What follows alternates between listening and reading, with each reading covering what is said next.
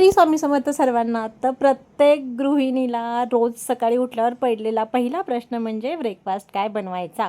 आणि त्यात जर छोटी लेकरं असतील तर हा प्रश्न आवर्जून पडला जातो. कारण मोठ्या माणसांना आपण काही ना काहीतरी बनवून देऊ शकतो, पण छोट्यांसाठी काय बनवायचं नेहमी वेगवेगळं. तर हा प्रश्न माझ्यासाठी तर रोजचाच आहे, कारण आमच्याकडे वेगवेगळं खायला आवडतं आणि मलाही वेगवेगळं बनवायला आवडतं. तर आज असाच एक नवीन प्रकार आम्ही बनवला होता. ते होते छान असे रव्याचे बॉल्स. तर हा नाश्ता आहे ना, तो एकदम हेल्दी आहे. असं तळून वगैरे काही बनवायचं नाही, कमी तेलामध्ये एकदम हेल्दी ऑप्शन आणि लेकरांना तर प्रचंड आवडणारा असा हा ऑप्शन आहे.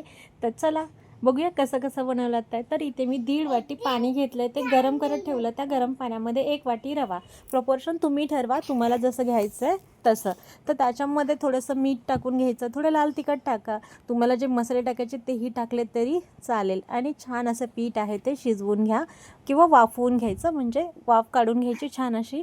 पीठ गार झालं की त्याला छान असं हाताने ना तेल लावायचं आणि मळून घ्यायचं. आणि मग त्याचे छान असे छोटे छोटे बॉल्स बनवायचे. त्याच्यानंतर आता तयारी करूया फोडणीची. फोडणीसाठी एका तव्यामध्ये मी घेतले तेल आणि त्याच्यामध्ये काय काय टाकले माहिती आहे? किसलेलं आलं, चिरलेली मिरची, चिरलेली कोथिंबीर आणि चिरलेला कढीपत्ता. तुम्ही ह्याच्यामध्ये थोडेसे तीळ टाकू शकता तुमच्याकडे असतील तर पांढरेवाले.